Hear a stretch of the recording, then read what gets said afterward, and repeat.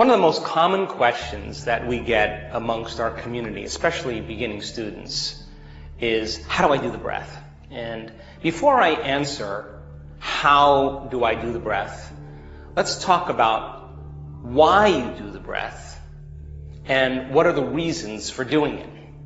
So the purpose of the breath is to pull the mind out of the body, to take all of the energy that exists in our first three centers, the energy that we use to create a life, or that sexual energy, all the energy that we use to digest a meal, all the energy that we use to overcome some threat or challenge in our environment, all that energy that's resting in our first three centers, and draw that energy back up into the brain. Now, think about this.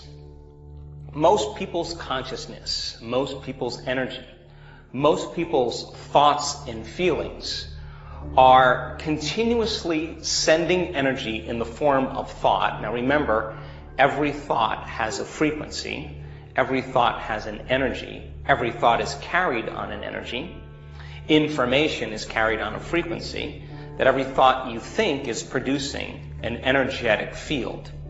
So most people's thoughts are connected to their first three centers, and the first three centers are the centers of survival.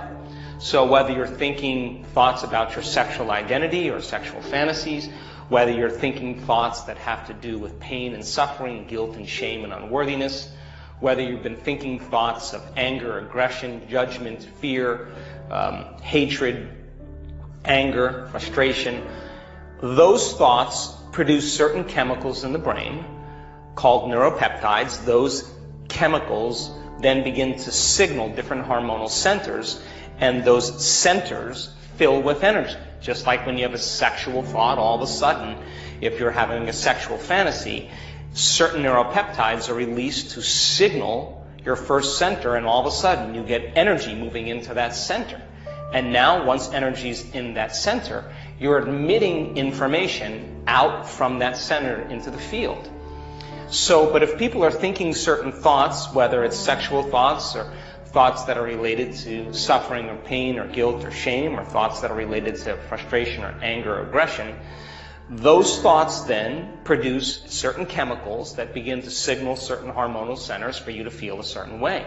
Once you feel that feeling, and now you're feeling angry or suffering or sexual or whatever, the very feeling that you're feeling is going to influence more of the same thoughts, which will produce the same chemicals. And all of a sudden, people get caught in these loops that become their state of being. In other words, they're taking thought in the form of an emotion and storing it as energy in these first three centers. So the majority of our energy is sitting in our first three centers, and very little in the centers that are above the first three centers. So then the repetition of this cycle over time is conditioning the body to become the mind of that emotion. So we have all this creative energy stored in our first three centers, and 95% of who we are becomes a set of subconscious emotional reactions, behaviors, habits, hardwired programs in which the body has been conditioned to become the mind. So then when we live by these centers in our daily life, these first three centers of survival are energy consumers. In other words, when there is a sexual release, when you are consuming and breaking food down into energy, when you're running from a predator or you're facing a threatening or challenging situation in your life, you're drawing from this invisible field of energy, and you're turning that life force into chemistry, and all of a sudden you're diminishing the field around your body. What's the relevance of that? Well, it makes sense. Now you're becoming more matter and less energy, more particle and less wave, and the very chemicals cause us to feel separation or disconnected from the field, called the quantum field. So then your body is a magnet. You have a north pole called the head and the south pole called the base of your spine.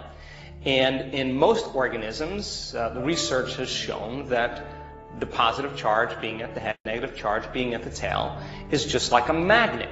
And a magnet has an invisible electromagnetic field that runs around it. You can't see it, but literally metal shavings that are placed in that field will organize themselves into that field. So then if you're drawing from this invisible field and turning it into chemistry, and you're diminishing that field around your body, and the cycle of thinking and feeling is consuming energy, and you're taking this thought in the form of energy and storing it emotionally in your body, then it makes sense then you're taking this energy and storing it in the body. Number one, you're diminishing the polarity between your head and tail, and you're diminishing the field around your body. So now, instead of being a magnet like the body should be, it's like a piece of metal that's no longer a magnet. It's inert and it has no charge. So then, how do we begin to pull the mind out of the body and liberate that creative energy back into the field? And the breath is the way we do that. So then, inside your spinal column and your skull is fluid. That's a closed system. It's called cerebral spinal fluid. And that fluid is made of proteins and salts in solution. And when you inhale and you exhale, there's a natural mechanism that's like a pump. When you take a normal breath and you inhale, the sutures of your skull open up. And at the same time, the bone at the base of your spine, called the sacrum bone, an upside down triangle, opens up like this. So the skull bones open up and the sacrum flexes back, and it drains that cerebral spinal fluid down. When you exhale, those sutures close and the sacrum flexes forward, and the closing of that system begins to propagate a wave and pump that fluid up. So if you were to follow one molecule of cerebral spinal fluid from somebody who's just resting in their normal day, it would take 12 hours by just normal breathing for that molecule of cerebral spinal fluid to go all the way up into the brain, pass through the 4 cerebral aqueducts, 4 chambers, the ventricles, and come all the way down. So the natural movement of the cerebral spinal fluid, in one day, it moves twice through this system. So then, when we do the breath, and we have a passion, an intention to pull the mind out of the body, and that we use a level of energy that's greater than the conditioning process of living by the same cycle of thinking and feeling, that we make up our mind that we want to free ourselves from those emotions, we are freeing ourselves from the past. Because if the emotion is stored in the body, then the body is in the past. So then, this is not a passive breath. As we inhale through our nose, the act of inhale by volition, combined with the contraction of these intrinsic muscles. Now, what do I mean by intrinsic muscles? Let's talk about the muscles that are related to these first 3 centers. The muscles that you use for elimination, both urination and defecation, the muscles that you use for intercourse, the muscles that you have control over every single day, that you've been using them that way, we're going to use those same muscles, but we're going to use them differently. So then, you have a lot of creative energy in the first center, enough energy to make a baby, but we're not going to release this energy out. We're going to coax it up into the brain. So as you sit up straight and open up this channel to the brain, in one slow, steady breath, as you inhale, you're going to lift those muscles, perineum, front and back, up at the same time. So as you inhale now, you're pulling that energy and contracting these muscles, and you're locking that first center down, and you're squeezing, and you're milking this energy out of there. So it goes first center, then you follow your breath into the second center, and as you follow your breath into the second center, now you lock this one down. And the way you lock it down is you pull in your belly button close to your spine. You pull it in. So then inhale, first center, then you pull in the second center. You're still following your breath slowly and steadily. And then you pull it up into your upper abdomen, and you're locking down this center here. Now you're squeezing all 3 of these lower centers, and when you squeeze these muscles, you begin to push that cerebral spinal fluid up. You follow your breath up into your chest, shoulders down. You follow it through your throat, straighten your spine. You follow it all the way up to the top of your head. Now, where you place your attention is where you place your energy.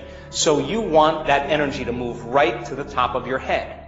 So then as you inhale, you bring that energy all the way up to the top. You keep following your breath. You lock all the way to the top. When you get to the top, now you hold your breath. And when you hold your breath, you contract those intrinsic muscles, and you begin to lift those muscles up, and you begin to compress those muscles. and you begin to push that cerebral spinal fluid up into your brain.